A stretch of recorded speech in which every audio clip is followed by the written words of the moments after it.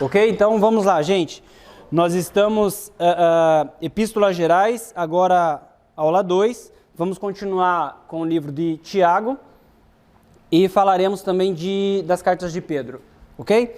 Então estamos na página 13, o mundo contra Deus, Tiago de 4 em diante, né? Capítulo 4 até 5, 6. O crente vive em confronto entre a vontade de Deus e a do mundo que o cerca. Devemos entender que o mundo busca o seu próprio prazer, mas não a vontade de Deus. E por isso é egoísta, adúltero e rebelde, desobediente, né? Por quê? Porque ele busca aquilo que ele diz ser o melhor para você. O mundo cria as coisas e ele cria em você uma necessidade de ter o que ele criou. Alguém consegue viver sem o celular hoje? Quando nasceu, você nasceu grudado com o celular? Mas não sai lá, não sai com o celularzinho. Desculpe a brincadeira, mas esse aqui é um dos melhores exemplos. Mas se você sair de casa sem o celular, se o seu celular apitar e dizer que está com 15% de bateria, meu Deus do céu, o mundo acaba. Não, se sair sem celular, você pode estar até uma hora. Você volta. Dirigindo, você volta para buscar o celular. Desse jeito. Eu lembro que eu tô dirigindo com o GPS e tô cartando o telefone. Mas esses minutos alcança o site meu telefone. Não é? O mundo cria as coisas e faz você correr atrás dessas coisas. E isso tem um impacto direto na sua vida cristã. Porque muitas coisas criadas pelo próprio mundo é para o seu bel prazer. Por isso que nós precisamos estar antenados. Cuidar com isso. Ah, então é pecado ter celular. Não é isso que eu estou dizendo, pelo amor de Deus. O celular é do diabo. Também não estou dizendo isso. Se você viver em função de ter um aparelho desse, sempre o mais atual, o melhor e tal, isso se torna um pecado. Isso se torna uma cobiça, isso se torna um prazer, criado pelo mundo. Porque você consegue sobreviver sem isso. Isso entre outras coisas, né? Muitas outras coisas. De onde vêm as guerras e pelejas entre vós? A origem principal das contendas, conflitos na igreja concentra-se no desejo de reconhecimento, honraria, glória, prazer, poder, dinheiro, superioridade. Alguma mentira aqui? Uma tratativa direta no nosso viver hoje. Algo que foi escrito há 1800 e poucos anos atrás. 1840, 1860, dependendo da época em que a carta foi escrita, tá certo? Quase 2000 anos atrás, ainda é verdadeiro. Quando isso ocorre, surgem conflitos egocêntricos na congregação. Os causadores dessa situação demonstram que não têm o Espírito Santo e que estão fora do reino. Cobiçais e nada tendes. Combatais e guerreais e nada tendes. Pedis e nada recebeis, não recebeis. Por quê? Porque nós insistimos em pedir coisas que não vão fazer a nossa vida cristã melhor. Nós pedimos coisas para estarmos em evidências. Pedimos coisas para sermos melhores do que o outro. Deus conhece. Ok?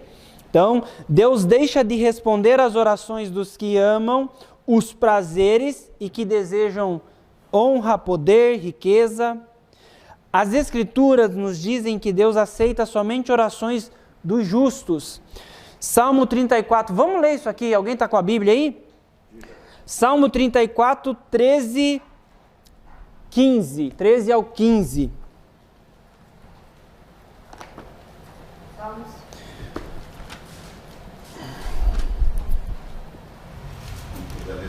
Pode ler. Achou, leu. Guarda a tua língua do mal e os teus lábios de falarem enganosamente. 14 e 15. 14 e 15. Isso. Aparta-te do mal e faze o bem. Procura a paz e segue-a. Os olhos do Senhor estão sobre os justos e os seus ouvidos atentos ao seu clamor. Justos, né? Eu tenho uma Bíblia, a Bíblia judaica, e o tradutor ou o escritor, né, vamos dizer assim, ele traz da seguinte forma: quem deseja uma vida longa para ver coisas boas, isso ele fala no 12. Aí no 13, mantenha sua língua afastada do mal e seus lábios de conversas enganadoras. Desviem-se do mal e façam o bem, busquem a paz e sigam-na. Os olhos de Adonai assistem os justos, e os seus ouvidos estão abertos a seu clamor. Ok? Então Deus vai ouvir o justo. Nós temos também exemplo em Salmo 66, 18 e 19. Vamos lá, alguém? Temos que ser rápido, nós estamos falando de Bíblia. Salmos 66, 18 e 19. Mas se eu estivesse guardado meus pensamentos no coração, o Senhor não teria me ouvido.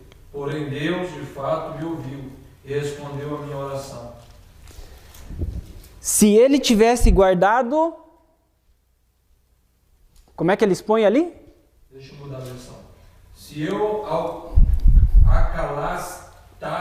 acalentasse o pecado no coração, o Senhor não me ouviria. Mas Deus me ouviu, deu atenção à oração que eu dirigi. Isso significa que ele não estava com maldade no Coração. Justo, né? Então, bons exemplos, é isso que Deus ouve.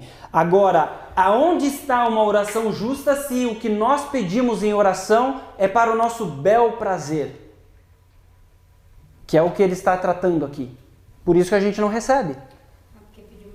Por isso que a gente pede mal, né? Por que a gente pede mal? Justamente por isso, ok? Daqueles que o invocam em verdade, conforme Salmo 145, 18, dos genuinamente arrependidos e humildes. Essa passagem, vocês vão lembrar, Lucas 18, que fala a respeito do publicano, que vai orar e, Senhor, olha para mim, porque eu sou isso, eu sou aquilo, eu sou aquele outro, e aí tem o outro cidadão que chega com Jesus, Senhor, tenha misericórdia, eu não sou. Então ele faz essa comparação, né? A pessoa que se acha diante de Deus, olha, porque eu não sou que nem o publicano que faz e que erra e isso diante de Deus literalmente é um julgamento. Não tem arrependimento, não tem humildade. Né? Então eu vou chegar aqui para o pastor e falar: pastor, eu acho que o senhor precisa me ajudar, porque eu não sou que nem essas pessoas que estão por aí, que não vêm na aula, que chegam atrasadas e que, olha, eu estive... É uma comparação assim. Isso não tem nada de humildade. Deus não está com os seus ouvidos prontos para ouvir esse tipo de coisa. Daqueles que pedem segundo a sua vontade. 1 João 5,14, né, que fala essa questão. Antes, ele nos dá uma graça maior. Portanto, diz a Escritura: Deus resiste aos soberbos, mas dá graça aos humildes. Aí ele vem com a passagem extremamente famosa: sujeitai-vos, pois, a Deus, resisti ao diabo e ele fugirá de vós. Chegai-vos a Deus e ele se chegará a vós. Lavai as mãos, pecadores, e vós de duplo ânimo, purificai os corações. Senti a vossa miséria e lamentai e chorai. Converta-se o vosso riso em pranto e a vossa alegria em tristeza. Humilhai-vos perante o Senhor e ele vos exaltará. Então aqui claramente a gente consegue entender que ele está falando com pessoas que de certo modo estão apostatando das práticas cristãs. Pessoas que estão achando que por ter o evangelho ou por ter alguma coisa, elas são melhores do que as outras, né? Então, sujeita-se ao Senhor. E a hora que você fizer isso, aí você vai ter força para resistir à tentação, para resistir ao diabo. O que seria o duplo ânimo? Sabe as pessoas inconstantes? Uma hora é uma coisa, depois é outra. Isso. Duas Faz a caras. mesma coisa. Sabe, tem o sim, sim ou não, não, né? Aquela pessoa que é sim e não. Hoje com você conversando aqui na rodinha, nós estamos falando a respeito de tal coisa. Não, vai conversar com o outro tem uma opinião extremamente diferente. Uma pessoa inconstante no seu viver. E quando nós estamos falando de prática cristã, lembra acho que do Salmo 1, que fala daquele que não se assenta na roda dos escarnecedores e tal. A pessoa quando está com os cristãos, ela é cristã. A pessoa quando está com a rodinha de amigos que estão falando um monte de bobeira, ele também está lá falando as mesmas coisas, compartilhando daquilo. Um ânimo doble. A língua, uma hora fala bênção, outra hora fala maldição. Tem um comentário? Não? É isso aqui o duplo ânimo. Ok? E se nós pararmos para olhar, isso aqui é muito forte. Né? Então, primeiro ele diz assim, antes ele dá graça, maior graça, ele resiste aos soberbos e graça aos humildes. Se ele está tratando algo que em nós não tem humildade, ele está falando, Deus está te resistindo. Você está orando, você está pedindo, e Deus não está te atendendo. Por quê? Porque a sua oração, o seu pedido é arrogante. Né? Então aí ele vem, se sujeita a Deus, resista ao diabo, então ele vai fugir de você, você vai começar a ter clareza na sua visão, você vai ter clareza na sua vida, ter clareza no seu pensamento, porque o Espírito Santo vai começar a te guiar. E aí sim, se achega a Deus e ele vai se aproximar de você. E com isso, a sua oração vai ser melhor, o seu pedido vai ser melhor. Né? E a mensagem é forte, lavai as mãos, pecadores. Isso significa que para as pessoas que ele estava escrevendo, eram pessoas que o coração não estava puro mais, porque ele fala, purificai os vossos corações, que as mãos estavam sujas. É forte para nós, né? Sentir a vossa miséria. Lá em Apocalipse, em uma das cartas que João escreve, em uma das igrejas, ele diz assim, vocês pensam que são ricos, vocês pensam que têm tudo, mas vocês não conseguem enxergar que vocês são pobres, estão nus, que vocês não têm nada. É exatamente isso. Você se apodera de algo achando que aquilo é um viver cristão, mas no entanto você está distante do Evangelho. Sua fé não está produzindo nada e tudo que você busca é para se autopromover. Né? Você está buscando poder, riqueza, honra, coisa que não está no Evangelho, numa vida cristã genuína. Ok? E aí ele fala, né? Senti a vossa miséria, lamentai, chorai, converta o riso em pranto, alegria em tristeza, e assim se humilhe perante Deus. Aí ele vai te exaltar no tempo certo, né?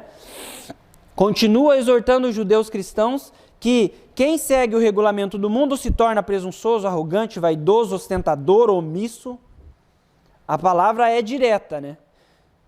Eu até lembro de ter ouvido em épocas de estudo que no começo queriam tirar a carta de Tiago do Novo Testamento, porque ele não perdoa. Ele é extremamente direto, ele fala mesmo, e não tem como ler a carta de Tiago, refletir na carta de Tiago e não olhar para dentro de si e não mudar. Não entender, né? É muito claro, é simples e claro, né? Não tem coisas que você precisa ficar procurando embasamentos. É muito simples isso, de entendimento, mas de vivência tem que ser maduro na fé cristã.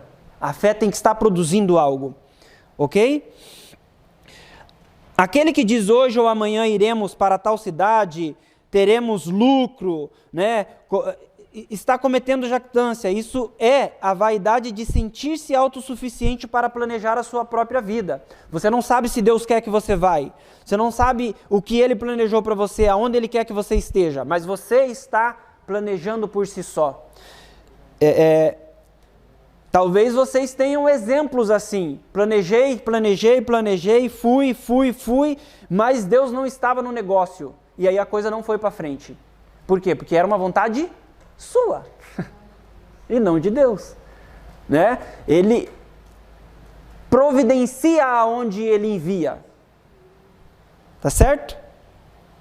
Quando analisamos a vida humana, concluímos que é apenas um vapor que aparece por um pouco e depois se desvanece, some, desaparece, né? Então, quando a gente pensa em todo o nosso viver, você pensa, meu Deus, a vida é muito longa. Mas quando você para refletir, você está com 30, de repente 40, e foi, e acabou. E acabou. Não é assim? Né? Quando eu tinha 18, eu imaginava que a vida seria uma coisa, meu Deus, até eu chegar nos 40. Os 40 já está assim, ó. Tá aí, ó, tá batendo na porta. Já está chegando. E eu tenho certeza que com vocês não é tão diferente. Ok? E é algo assim, né? Capítulo 5, Tiago fala sobre as riquezas desonestas. Deus não condena a riqueza, e isso tem que ficar muito claro, tá? Deus não condena a riqueza. Ele condena a riqueza adquirida de forma desonesta, principalmente a conseguida às custas e desgraça dos outros. Ok? Os que assim enriquecem serão aniquilados as suas riquezas e suas roupas comidas pela traça, coisas desse gênero. O que nós temos que cuidar é que se a nossa esperança está na riqueza, o nosso coração está na riqueza. Logo, a nossa vida cristã não é genuína. Se eu vivo para enriquecer, eu não estou praticando a minha fé nesse sentido de viver cristão. A vida não pode ser só isso. Até porque a riqueza conseguida aqui, você não vai levar para o céu. Vai ficar aqui. Então, como diz a palavra, né? Não ajuntais tesouro na terra. A traça corrói, né? O ladrão rouba. Quantas coisas as pessoas têm hoje e amanhã já não tem mais. Olha exemplos milionários que de um dia para o outro perderam tudo. Essa semana passada eu tive uma experiência muito incrível com Deus. Cheguei na casa para limpar, aí uma senhora estava desesperada e gritava e falava assim, eu vou morrer, eu vou morrer, eu vou morrer. Aí eu falei, você não vai morrer. Aí ela disse, ela foi arrancando dinheiro e foi me dando, tama, em nome de Jesus, tama, porque eu vou morrer. Aí eu não entendi aquilo. E eu falava, não posso ficar com o seu dinheiro. Ela falava, você vai ficar, em nome de Jesus, fica e fazer a Ave Maria. Eu falei, meu Deus, toma minha mão. Eu peguei na mão dela e fui orar. Aí terminei de orar com ela e ela se acalmou. Aí eu falei, agora você toma o seu dinheiro, porque eu não posso ficar. Ela falou, não, você vai ficar. Aí veio um tic-tac na minha cabeça e falou, você leva, e o outro dia que você voltar, você entrega. E eu voltei, quando eu cheguei eu disse, olha, você foi pegando o seu dinheiro e me dando. Mas Deus falou no meu coração que era para mim te devolver. Ela disse muito obrigada e pegou o dinheiro para trás. Aí a outra estava do meu lado e disse, você é muito bobo você ter coragem de devolver. É claro. Gastado. Eu falei, não, a Bíblia me ensina que quando eu vejo uma pessoa fazendo uma coisa que ele não está no seu normal. Ela estava com algum déficit naquele momento, né? É claro. E ela me dando a riqueza dela, ela poderia chegar ao céu. Eu não sei qual foi a mente dela. Eu só sei que ela não morreu. E precisava do dinheiro. E eu devolvi o dinheiro. Ela pegou com a cara das mais boas. Eu falei, Senhor, muito obrigado, porque eu ouvi o seu tic-tac na minha cabeça. Porque eu falei, Jesus, o que eu vou fazer? Só Deus mandou. E é a prova, né? Ó, a prova. A prova batendo. Mas o tal do dinheiro, ele é terrível. Tem gente que pensa que compra o céu, eu não sei a mente dela. E não se sabe o que ela estava passando. Depois veio a lucidez, né? Imagine o bom exemplo de cristão que você deu ou que não poderia, né? Poderia não ter dado, né? Entre aspas, é uma pegadinha, né? Para nós que somos cristãos, é uma pegadinha. Porque as pessoas estão... Ela é nítida que ela não... Eu não vi ela, mas ela não estava no seu estado normal, racional. Ela fez algo desesperador. E você não pode se aproveitar desse momento. Jamais. Sendo cristão ou não, você não pode. Imagine você professando a fé em Cristo. Amém? Aí ele termina a carta com uma exortação à paciência, ao juramento, né, e à prática da oração. Ok? Então, ele escreve aos crentes da igreja daquele tempo para que eram pobres e aos que foram condenados e mortos pelos ricos opressivos, né? Ele anima dizendo: fortalecei os vossos corações, porque já é vinda já a vinda do Senhor está próxima, né? Isso aqui é algo extremamente interessante. As pessoas imaginam que Jesus, de certo modo, ele vai voltar sim, vai arrebatar a igreja, mas se nós olharmos para a condição do mundo, Jesus está voltando, ele volta o tempo todo. Existem pessoas que acordaram hoje, mas não vão virar à noite. Amanhã não estão mais aí. Jesus voltou para elas. Elas não têm mais como se salvarem. Se elas não tiveram uma vida cristã, vamos dizer assim, justa, estarão condenadas. Então Jesus Cristo voltou, e isso é muito sério. Isso é muito sério, né? Quando você para pensar que o seu arrebatamento pode ser hoje, amanhã, a sua vida cristã tem que andar no trilho. Não pode ficar, não, mas amanhã eu vou ter tempo de voltar e coisas assim. Ok? Uma vez que o cristão se dispõe a esperar com paciência a volta do Senhor, ele deve estar livre do pecado da murmuração, da crítica. E Tiago ensina sobre a paciência de Jó, né? Comenta sobre o fim que o Senhor lhe deu. Deus é muito misericordioso e piedoso, tá? Aqui, gente, ele fala a respeito de doentes. Está alguém entre vós aflito? Ore. Está alguém contente? Cante louvores e tal. E ele fala algo muito interessante, que fala a respeito de uma função que tinham os presbíteros na época, que era cuidar das pessoas que estavam com dificuldades na igreja, principalmente pessoas doentes e tal, e ele fala da unção, tá? O contexto histórico aqui é uma unção de óleo para ungir e esfregar na doença, tá? Então, essa passagem específica que ele fala, chame os presbíteros da igreja, orem sobre ele, unja com óleo, inclusive lá em Lucas 10:34, tem um exemplo, que fala, ele ungiu a doença e tal. Não é uma prática que às vezes nós estamos acostumados de sair ungindo o copo d'água, o celular, o carro. É claro que isso fica sempre a critério ou a interpretação do pastor local, porque existem práticas locais.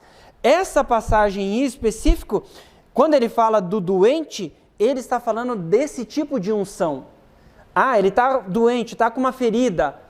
É para ungir a ferida, é para ungir o corpo. Tá? Então não é a função de vamos ungir que a unção vai abençoar. Não é isso. Tá? É bom esclarecer também a mesma coisa da questão de qual Tiago escreveu. Nós precisamos às vezes entender alguns contextos para não sair por aí falando coisas que não são extremamente verdades dentro da palavra, ok? Uma pergunta. No caso, a gente poderia abençoar objetos? Tipo assim, eu abençoo meu carro.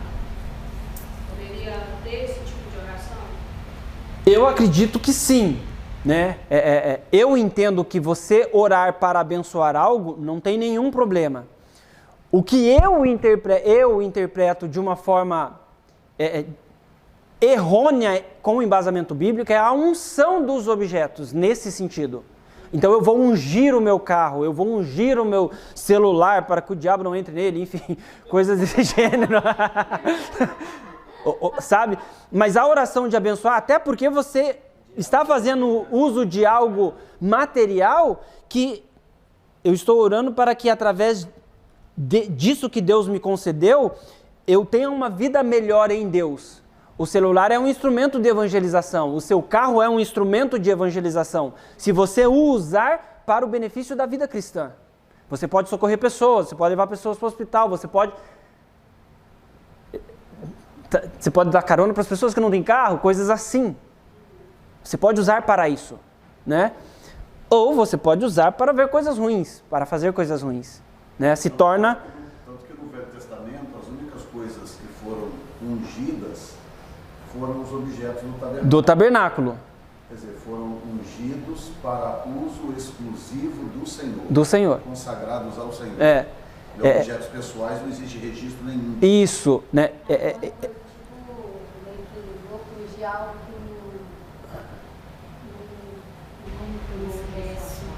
eu não uso para benefício, tipo, ungir, sai ungir. Não,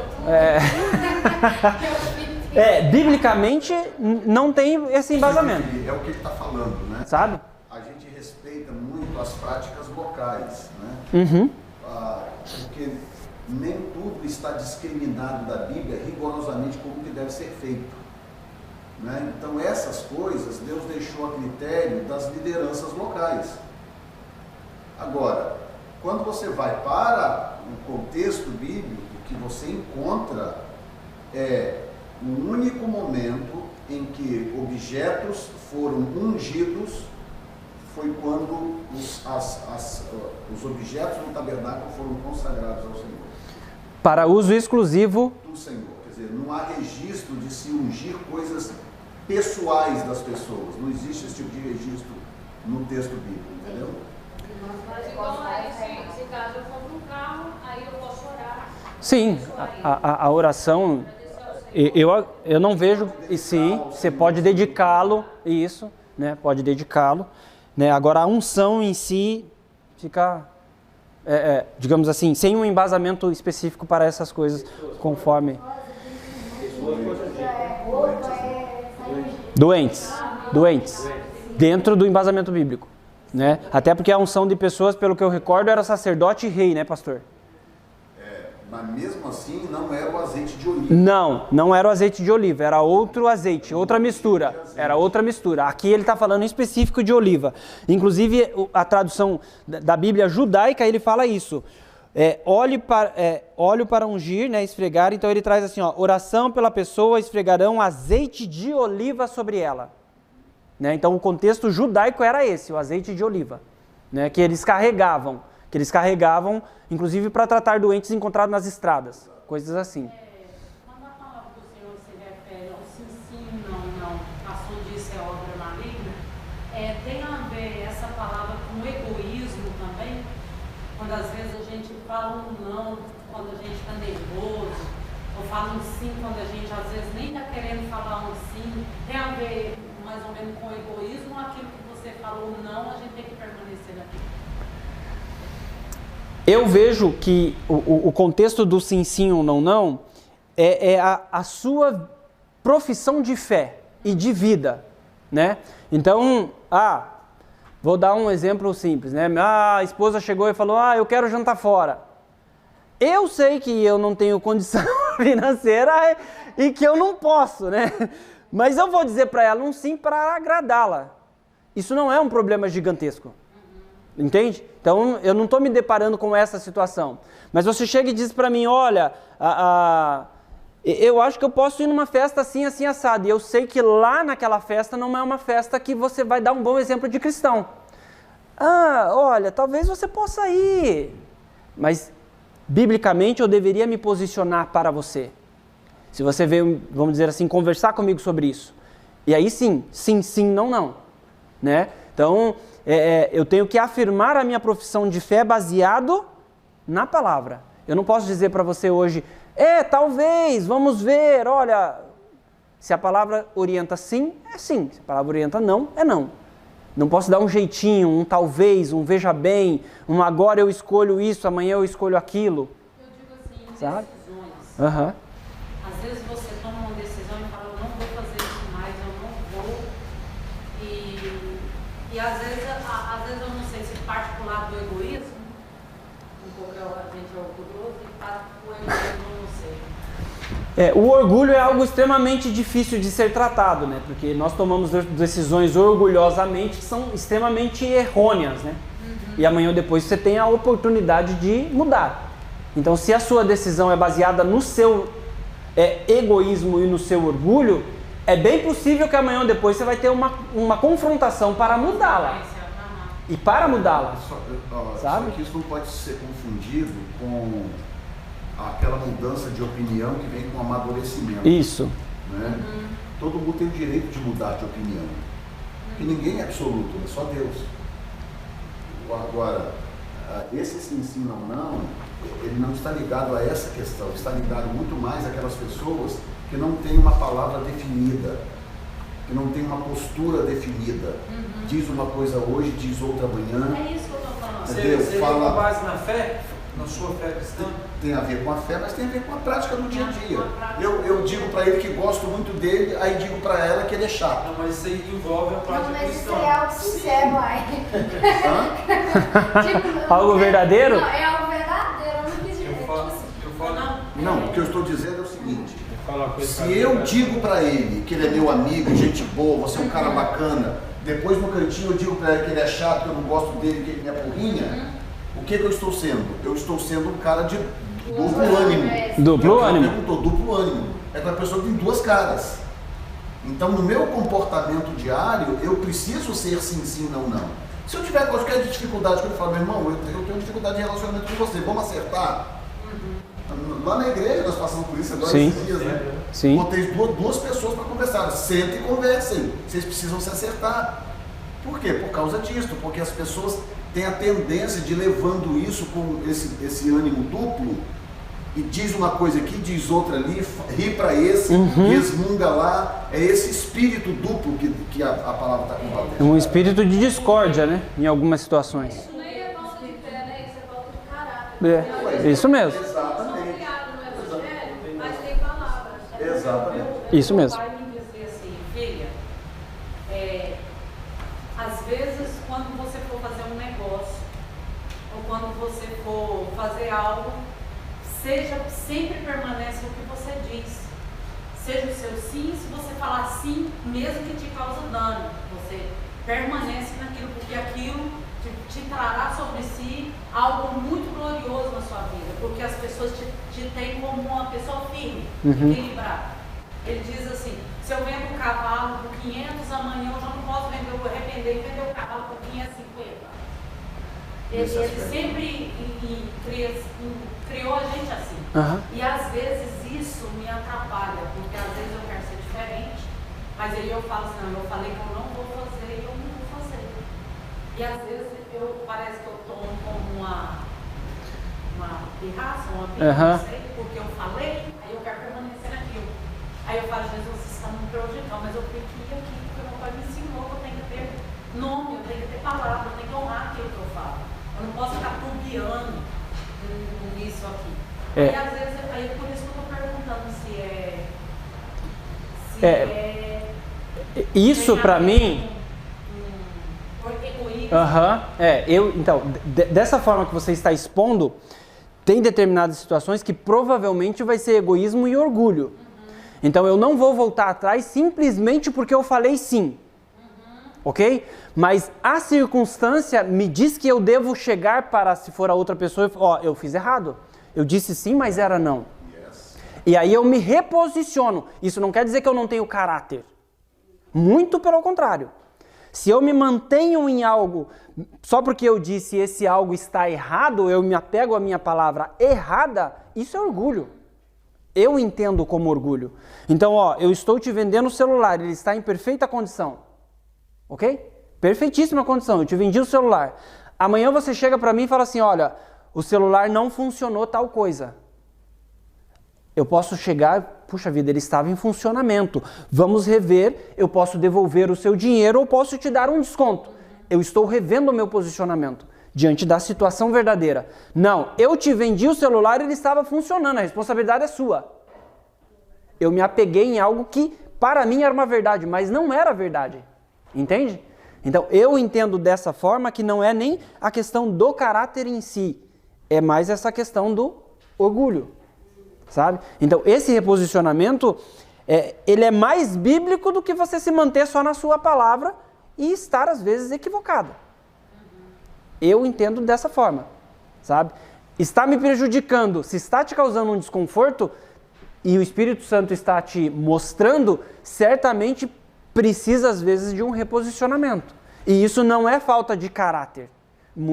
É muito mais... Eu tenho muito mais caráter de chegar para o pastor e falar, ou para uma outra pessoa qualquer, olha, eu estava enganado, eu errei, eu me equivoquei, do que eu permanecer aqui só porque eu disse uma única vez. É igual eu discuti. Você entendeu? Embora ele venha e diga, você está fazendo isso e está me prejudicando aqui, eu não, tudo bem, eu nunca mais vou fazer isso. Não, isso é muito grave, né? Aí eu quero me posicionar Aí eu penso, gente, eu estou certo, eu estou errado. Esse posicionamento ele precisa ser verificado quando você prejudica o outro, né? Mas tem que ver se isso é verdadeiro também ou se é só ego do outro. Entendeu? Porque também não tem só você, né? Não é só você, tem você e ele, você e eu, entende? Então, talvez você tem que rever porque eu não quero rever. Então é o meu ego, é o meu orgulho que precisa ser tratado. Tá? Isso é sério dentro da igreja, isso é sério. Ok? Então, para a gente concluir Tiago, concluindo, né? O justo é pacífico, indulgente, disposição para perdoar, imparcial, tratável, misericordioso e de bons frutos, sem fingimento e humilde. Ok? Então, concluindo tudo isso, se nós conseguirmos ser assim, né? Pacíficos, indulgentes, imparciais, tratáveis, misericordiosos, com bons frutos, sem fingimento, com humildade, nós certamente estaremos num bom caminho de vivência cristã. Ok? Muito bem. Então agora nós temos as epístolas de Pedro. Pastor, nós vamos até 10h20, 10h30, 10h10. Então acredito que dá para passar aqui por Pedro, pelo menos a primeira carta de Pedro. Tá certo? Então na página 19, 1ª e 2ª Pedro, sofrer por amor a Cristo e conhecimento bíblico. Tá? Então a primeira carta de Pedro admoesta os crentes da Ásia Menor se lembrarem que nasceram para a esperança eterna, uma herança incorruptível, né? Serem protegidos pelo poder de Deus através da fé, e que são um povo escolhido, sacerdócio real, uma nação santa, o povo de Deus. A segunda carta trata o perigo das divisões na igreja por causa do ensino dos falsos profetas. Os leitores são instruídos a conhecerem cada vez mais sobre Deus e sua palavra, para que possam combater o falso mestre ou os falsos mestres. E cita que é importante crescer em 6 áreas: virtude, domínio próprio, perseverança, piedade, fraternidade e amor. Observa que não foge muito dos temas tratados por Tiago, ok? Talvez com palavras um pouco diferentes, mas o atingimento é parecido, tá? O autor, né? Pedro, já se identifica, né? Ele é um dos primeiros discípulos e um dos mais chegados de Jesus.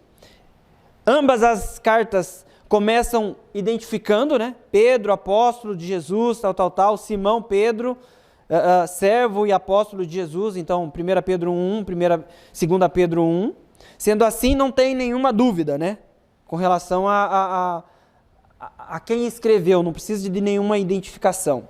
Na primeira carta, Pedro testifica que a escreve com a ajuda de Silvano, ou Silas, em grego, que é o mesmo Silas, amigo ou companheiro de Paulo, né? Que esteve com Paulo em algumas viagens e que também o ajudou, ok? Então esse é o seu escriba. O grego fluente de Silas e seu estilo literário marca a carta. Ela é diferente em forma escrita do que a segunda carta, né? A carta é dirigida aos estrangeiros dispersos na província romana da Ásia Menor, e é provável que Pedro escreveu esta carta em respostas a informes dos crentes desse local, Ásia Menor, sobre a crescente oposição a eles, né? Então, lembra que a gente comentou lá no início a oposição que estava sendo criada, a perseguição, coisas assim. Foi escrita provavelmente entre 60 a 63 depois de Cristo, certamente antes do terrível banho de sangue de Roma, ordenado por Nero em 64. E a segunda carta é dirigida aos mesmos cristãos, aos mesmos crentes, e aqui o estilo do grego já é diferente. Então, provavelmente, ela foi escrita pelo próprio apóstolo Pedro, sendo que ele era um homem com poucos recursos literários. Então Pedro já era, lembra que a gente comentou, um pouco mais bruto, um pouco mais ogro, inclusive no conhecimento da literatura, né? Porque ele era um pescador e não tinha todo essa instrução, né? Vamos dizer dessa forma. Visto que Pedro, assim como Paulo, né, foi executado por decreto do próprio Nero, né? Então ela foi escrita aí nessa época 66, 68, um pouquinho antes, né? Que essas foram as datas prováveis dessas execuções. Então a primeira carta, os crentes que tinham em mente estavam sendo pressionados continuamente, o sofrimento por causa da perseguição não era algo que acontecia somente naquela região. Diante disso, Pedro escreve algumas instruções, os consola e os exorta a enfrentarem as situações e não desistirem da fé. O tema da carta é sofrimento por amor a Cristo. Cuidado de Pedro com os cristãos ao escreverem epístola era no sentido deles seguirem o exemplo de Jesus no sofrimento, portando-se com retidão e dignidade, né? Então a saudação é diferente das outras porque o autor define a posição dos destinatários, eleitos, separados para uma vida de obediência a Jesus, né? A salvação para uma viva esperança. Pedro encoraja os crentes que sofrem, trazendo-lhe à memória certas coisas que já sabiam. Ele relembra os 3 motivos para terem de novo a alegria da salvação: uma viva esperança pela ressurreição de Jesus, uma herança incorruptível, incontaminável, guardada para nós nos céus, uma vida guardada pelo poder de Deus mediante a fé, né? Então, olhar aqui é uma vida cristã sem, de certo modo, esperança de recompensa terrena, né? Então, viver de forma com que a herança que eu vou alcançar não é aqui, independente do meu fardo aqui carregado, né? Do meu sofrimento. Encaro isso como em Cristo eu tenho algo conquistado eternamente no céu. Porque tudo isso aqui acaba, tudo isso aqui passa, tá certo? Devemos regozijar-nos nas nossas muitas provações, porque permanecendo fiéis a Jesus em meio a elas, servirão de ajuda e bênção, pois, como consequência, a nossa fé é mostrada genuína e redundará em louvor, glória e honra na revelação de Jesus, e não na minha revelação, ok? Não na minha vida, no sentido de eu serei glorificado, terei louvor. Não. É louvor, glória, honra na revelação de Jesus em mim. Na minha vida, na minha vivência, né? Os versículos 10 ao 12. Pedro declara que o Espírito Santo revelou aos profetas o plano da salvação que requeria como alto principal o sofrimento de Cristo, de Jesus. Por isso, nossa fé não se baseia somente no Novo Testamento, mas também na palavra de Deus do Antigo. O mesmo Espírito que inspirou os profetas do Antigo, inspirou a verdade do Evangelho. Lembrando que muitos profetas do Antigo sofreram muito. Eles não levaram uma vida fácil, né? Tiveram profetas que sofreram. Jeremias foi lançado no poço, Daniel foi lançado lá na cova dos leões, Elias teve que fugir para não ser... Eles foram confrontados por levar uma palavra inspirada pelo Espírito.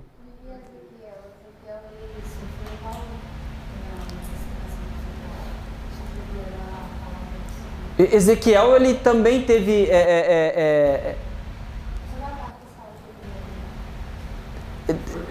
Então, teve uma perseguição muito severa nesse sentido de confronto à palavra que era dita, né?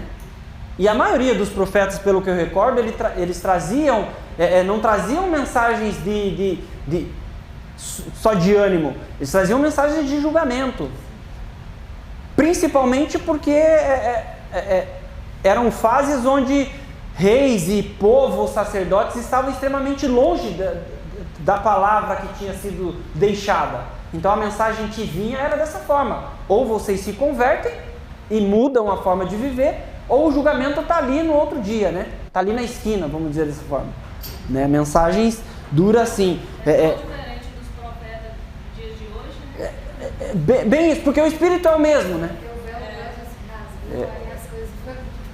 É bem nesse sentido, né? O Espírito traz a revelação de um viver quando buscado justo, né? Um ânimo, um viver quando buscado em Deus de equilíbrio, mas quando deixado de lado, ele traz a mensagem de volte ou o castigo não tem como, vai te encontrar, ok?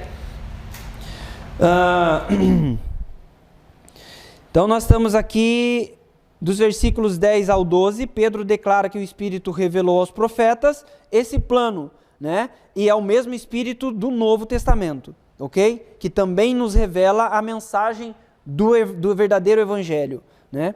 A partir do versículo 13, ele exorta os cristãos ou os crentes com relação à santidade. Primeiro enfatiza os seguintes aspectos: ser sóbrios, esperar inteiramente na graça que nos está sendo trazida na revelação de Jesus. Não vos conformeis com as concupiscências, as paixões que antes tinham na época da ignorância, né? Então, você foi liberto. Jesus Cristo veio e fez vamos dizer assim, passou uma borracha naquelas coisas que você vivia que não estavam de acordo com a vontade de Deus. Então, não volte para lá. Abandona. Se isso ainda te incomoda, lembra que Tiago fala, né, que o que vai incomodar, o que vai tentar é a concupiscência do próprio homem, é o seu desejo. Você tem que combater. Pedro também está falando sobre isso. Não conforme, não acha que tudo isso é normal. Não, a vida é assim mesmo, e todo mundo erra, não é assim. Combata isso fielmente, ok? Sede santos em toda maneira de viver, andai em temor ao Senhor durante o tempo que você está no mundo. Então não dá para... A vida cristã é algo que você não consegue relaxar nesse sentido. Agora está tudo bem, posso viver de qualquer forma, que tudo que eu tinha para fazer, eu já fiz. Não. Se você ainda acorda de manhã, você tem uma nova batalha nas próximas horas. Amanhã, acordou de novo, uma nova batalha para exemplificar Cristo em você. É assim a vida cristã, o tempo todo. Em segundo, ele diz que o privilégio da salvação cobra de nós a responsabilidade do crescimento pessoal, olha só, em santidade, e aí nós temos alguns deveres. Purificar a nossa alma, né? Obedecendo à verdade, conforme a gente falou, a palavra de Deus é a verdade. Praticar a caridade fraternal não fingida, amar ardentemente uns aos outros com coração puro, deixar para trás malícia, engano, fingimento, inveja, murmurações, e desejar pelo leite puro da palavra. Então aqui ele está falando, não pegue coisas contaminadas por aí. Se a fonte de Deus traz para você vida, traz para você ânimo, por que você está comendo qualquer coisa? Por que você está querendo se alimentar em qualquer outro lugar? É aqui. Aqui você vai ter tudo o que você precisa. Você não precisa de nada além do que está aqui nesse sentido de conhecimento de palavras, certo? Nesse mundo eu vou fazer uma revelação para você. Ai. Mas tem... Ai. Revelagem, né? É revelagem, é revelamento. Lá no meu Facebook todo dia manda essa mensagem. Eu falo, Jesus. Tem uma, eu não sei se vocês chegaram a receber um áudio de uma, até comentei com o pastor hoje, de uma mulher que vende oração, que ela vende acho que 15 minutos, tantos reais, uma hora de oração com uma profecia e a certeza de que você vai receber a bênção, é R$1.500. Talvez a profecia dela pode ser verdadeira, né? Vale a pena às vezes, né? Mas é exatamente isso aqui, né? Depois vocês... Pastor, corta isso aí, né? Ok? Ok? A boa conduta, né? Aí ele fala, né? Vós também, como pedras vivas, sois edificados como casa espiritual para seres sacerdócio espiritual, aceitável a Deus por Jesus. Então, por meio de Jesus, todo cristão é constituído sacerdote para o serviço de Deus. O povo de Deus é a geração eleita, sacerdócio real, nação santa, povo adquirido. E essa aquisição custou muito. Não foi algo que, eu trabalhei meia horinha aqui, ganhei aqui, sei lá, $500 e fui lá e comprei. Foi algo de uma vida, de um tempo de preparo, um tempo, né, vamos dizer assim, de planejamento e uma execução de projeto que foi muito custosa. Cristo pagou altíssimo preço por nós. E a gente não pode esquecer isso pelo bel prazer de ter algo, ou conquistar algo, ou buscar algo. E se esbanjar naquilo. Não podemos esquecer dessa forma. Ok? Povo adquirido para que, para que nós fomos adquiridos? Para que anuncieis as grandezas daquele que vos chamou das trevas para a sua maravilhosa luz. Então não basta ser chamado para a luz, é uma luz maravilhosa. Isso precisa estar em nós, no nosso viver, na nossa vida, no acordar e no deitar. Os crentes são separados do mundo a fim de permanecerem totalmente a Deus e de proclamarem o evangelho da salvação para a glória e louvor dele. Não nosso. Né? Eu não posso pregar ou promover ou proclamar o evangelho esperando receber glória e louvor. É para Deus o tempo todo. A boa conduta, né, e submissão às autoridades. Então aqui ele dá um exemplo de como viver em sociedade, tá? Lembrando, aqui ele lembra os destinatários que eles precisam estar sujeitos à ordenação humana por amor ao Senhor. Então eu não posso ser um cristão e ser um cristão rebelde. Né? Então, a lei diz assim, assim, assado. Não, eu vou fazer porque eu sou livre em Deus e eu posso fazer qualquer coisa. Não, tem que ter ordem nas coisas. E a sociedade tem ordem. Se essa ordem não afronta a palavra de Deus, qual é o problema em eu segui-la? Agora, eu tenho uma ordenança de lei instituída pelo homem que vai completamente contra a palavra. Aí a autoridade divina sobre a minha vida tem que ser superior. Ok? Ele fala a respeito disso, né? Então, os deveres dos servos, né, devem servir bem os seus senhores, tanto bons como maus, incentivados pelo exemplo de Jesus, não pecou, foi ultrajado, foi maltratado, não revidou, não ameaçou. Quero ver lembrar isso aqui na hora na hora do pega pra capar lá no trabalho. É a hora que a gente dá o bom exemplo. É a hora que vem o teste, que vem a prova. Se não tiver no jejum, já pede o Espírito Santo. Ok? E, né, aí ele fala dos deveres de mulheres e maridos, né? Então, relação entre marido e mulher, né? A mulher permanece submissa, mas o entendimento do homem tem a questão do amor incondicional, né? Porque amai as vossas esposas como Cristo amou a igreja e se entregou por ela. Isso é muito mais profundo do que a submissão. É muito mais difícil do que ela se submeter.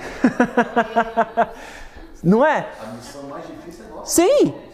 Aí o problema tá, né? O homem não ama a esposa como Cristo amou e quer comer esse sujeito. Exatamente. Pra nós Mas mulheres é enfrentar mais vamos, fácil. Amar é uma coisa que a mulher Mas a recomendação para a mulher não é o amor, é a submissão. Não é isso? Eu sabia que estava falando. submeter. Entendeu? A mulher, a submissão é mais difícil para ela do que o amor. Mas para o homem amá-la como Cristo amou, é mais difícil para o homem do que se submeter. Mas eu acho que quando Você entende? a submissão você nem pediu, né? Com certeza. Mas observe que a recomendação para os dois é diferente, porque são seres diferentes. Sim, o caráter de cada um é meio que diferente. Entende? Então a mulher precisa estar submissa e o homem precisa amar incondicionalmente como Cristo amou a igreja. Não é fácil para nenhum dos dois. Lembra da cobiça lá? São coisas diferentes, então vai bater de forma diferente no homem e na mulher. O que é difícil para o homem não é difícil para a mulher. Para o homem amar a mulher como Cristo amou a igreja é meio complicado. Mas essa é a recomendação da palavra.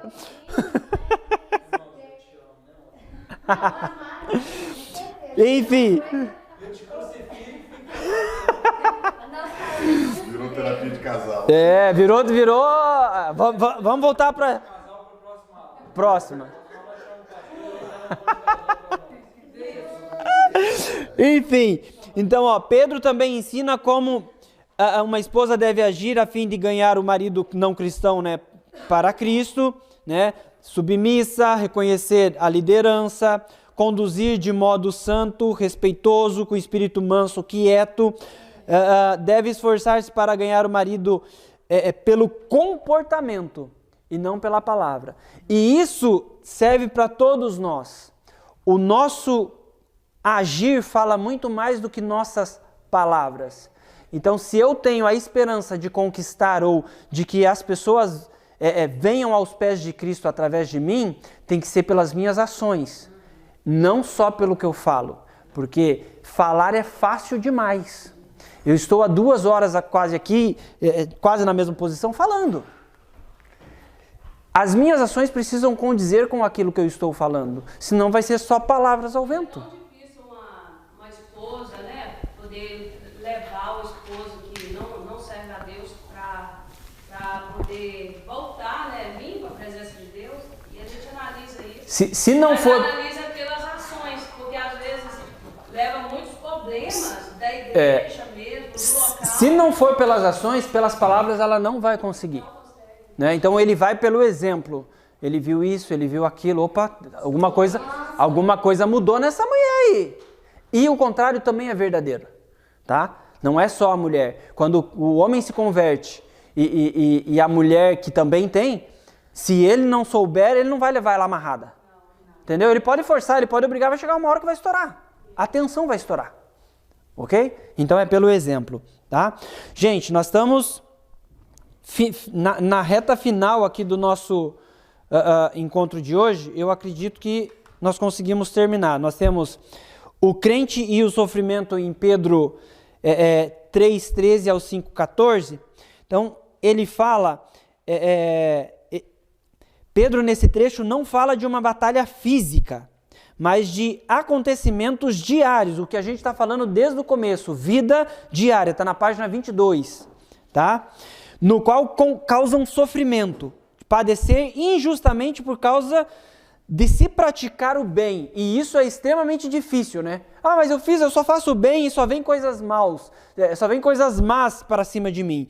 Ele encara esse sofrimento como uma disciplina na vida do cristão. Mas qual deve ser a nossa atitude diante do sofrimento? Ele responde que é zelando pelo bem sem temor, vivendo uma vida de santidade, tendo uma boa consciência e compreendendo que o sofrimento é a vontade de Deus. Nesse caso, né, a pessoa pode se considerar bem-aventurada. Ah, mas então Deus quer que eu sofra? Não, não é que Deus quer que você sofra. Ele quer que através do seu sofrimento ele seja glorificado. Aí você encara a vida de forma diferente. Ok? É fácil levar um evangelho onde você só ganha. Tá cheio por aí. Mas e a transformação de vida? Tá onde? E evangelho é transformação de vida. De caráter. De vivência. Então, é fácil eu querer algo que só me traz benefício. Mas a palavra te traz direitos e deveres. O Senhor Jesus, ele vem como Salvador e Senhor. E o senhorio te causa deveres. Você não tem um senhorio sem deveres. Se você tem algo que é senhor, né, vamos pegar um reinado. O rei faz o que quer com os seus súditos, no sentido de estipula a lei que ele quer, a ordem que ele quer, não é assim? Se você está submisso, é assim que funciona. E ele é rei, então ele é senhor. Ele deixou deveres. Não é só benefício nesse sentido. Para se ter o benefício eterno, tem deveres aqui, terrenos. Tá certo? E é nas aflições também que Sim. se adquire essa sabedoria. Exato, que foi o que Tiago também comentou. E é engraçado que pedir a sabedoria, Deus vai te prover uma situação para você aprender. E aí você reclama da situação. Por que eu estou passando por isso? Você pediu paciência, você pediu isso, e agora você está... Não é assim? Reflita depois. Você vai perceber que é dessa forma, ok? Versículo 21 do capítulo 3 fala sobre o batismo em águas. Esse batismo tem a ver com a salvação nesse sentido, né? A confissão, promessa de que pertencemos a Cristo. Não remove a imundícia da carne, né? Então, é um exemplo a ser seguido, ok? Jesus Cristo deixou o exemplo, então é a obediência, é o dever, tá? Esse é um processo diário, né? É a remoção da imundícia que nós carregamos conosco, tá?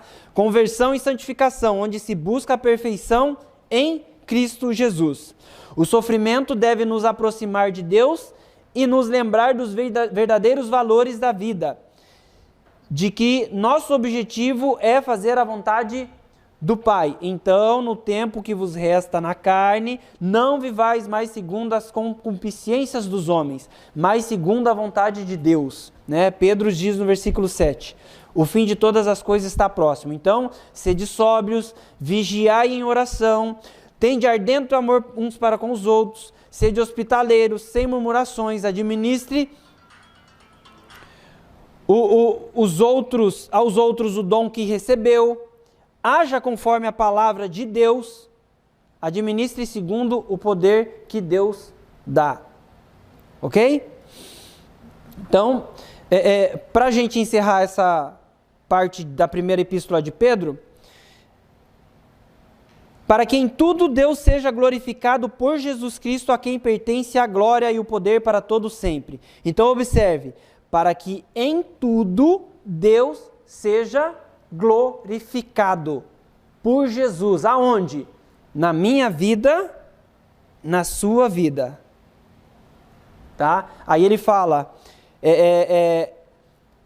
continue firme na fé, seja leal, não estranhe a prova, né, a ardente prova que vai surgir, ou as provas que surgem. Alegrai-vos no fato de serdes participantes do sofrimento de Cristo. Então, não apenas deseje só o benefício. Para participar desse reino, tem um sofrimento, tem um preço, vamos usar assim mesmo. Ok? E lembra do tem de bom ânimo, eu venci o mundo? Jesus, ele nos disse dessa forma, vai haver aflições, mas eu venci, e em mim vocês vencem também. Ok?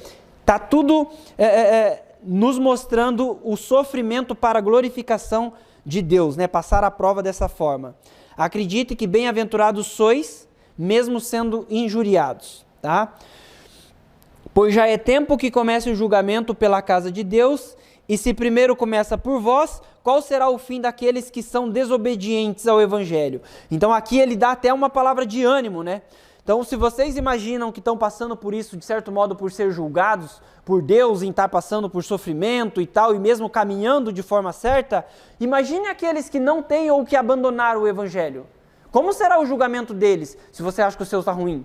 O deles vai ser muito pior, muito mais severo, né? Portanto, também os que padecem segundo a vontade de Deus escondem as suas almas ao fiel Criador, fazendo o bem, tá? Humilhai-vos, pois, debaixo da poderosa mão de Deus, para que ele, né, porque ele tem cuidado de vocês. Lançai sobre ele a vossa ansiedade, porque ele tem cuidado de vós.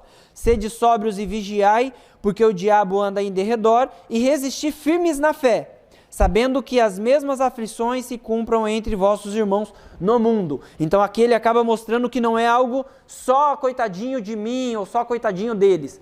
A aflição é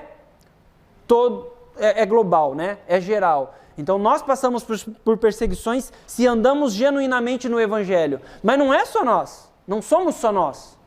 Não é só esse local. De certo modo e de certo contexto, os outros cristãos também estão. Tá certo? E o Deus, para a gente finalizar hoje, e o Deus de toda a graça, que em Cristo Jesus vos chamou à sua eterna glória, depois de haver padecidos um pouco, Ele mesmo vos aperfeiçoará, confirmará, fortificará e fortalecerá. A Ele seja o poder para todo sempre. Saudai-vos uns aos outros com ósculo de amor.